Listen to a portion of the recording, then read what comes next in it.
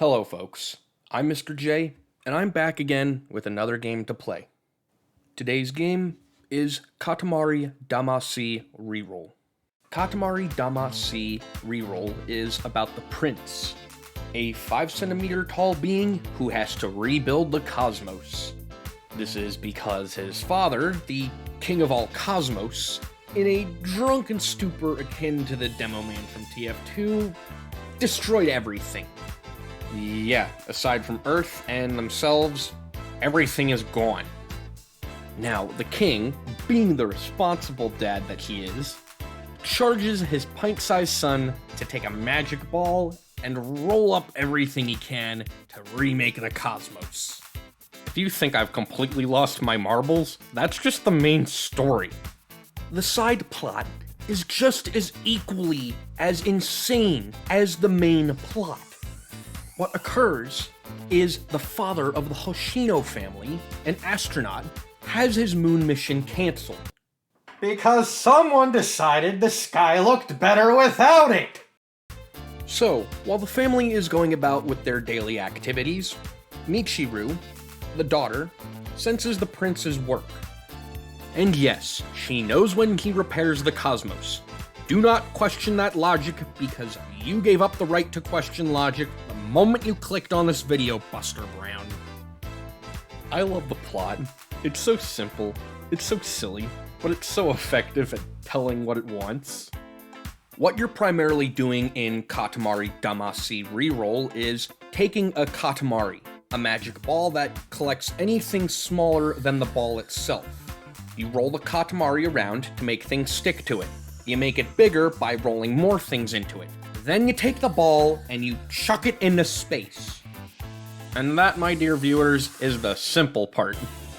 The tough but absolutely fun part is the game is played with both analog sticks of the controller.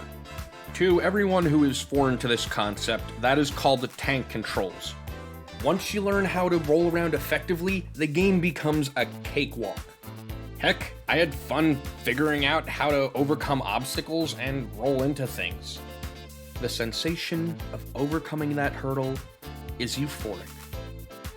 Just remember a few things. 1, don't smack your Katamari into things too hard, or the objects you've collected will fly away. 2, bigger objects can't be absorbed until you reach a sufficient size, so don't try grabbing everything in the level until you've made a big enough Katamari. Lastly, every object is different, so that's going to affect the way your Katamari moves. So experiment when you pick up pencils or swallow tanker trucks. Now, the game wouldn't be much of a game if it weren't for the content. There are 2 types of missions you'll be doing on your journey. Make a Star, the most prolific mission, has you rolling around to pick up objects with your Katamari until you reach a sufficient size. So until you have a big ball of garbage to chuck into the sky. Then there's collection missions.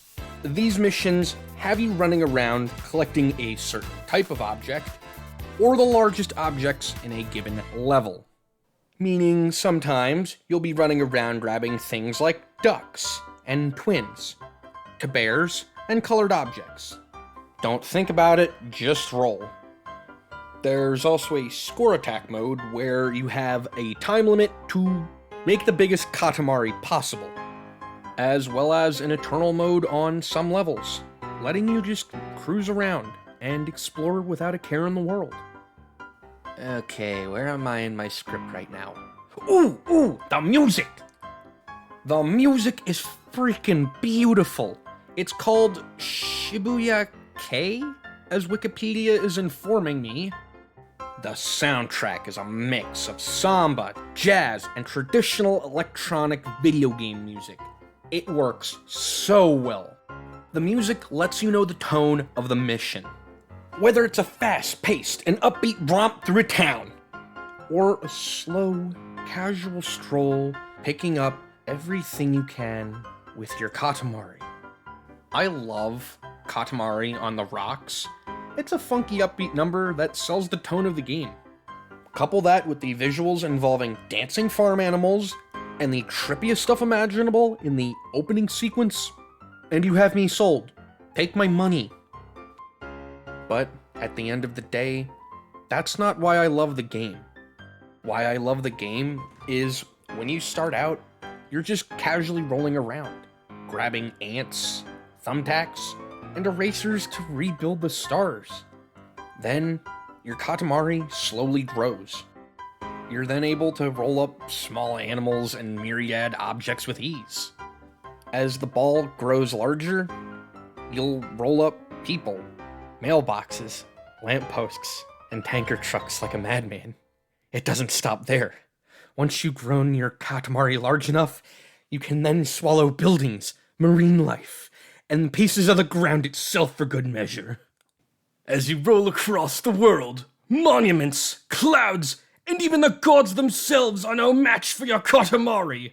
The prince is a force to be reckoned with. He shall challenge the gods and nature itself to rebuild the cosmos, and nobody can stop him.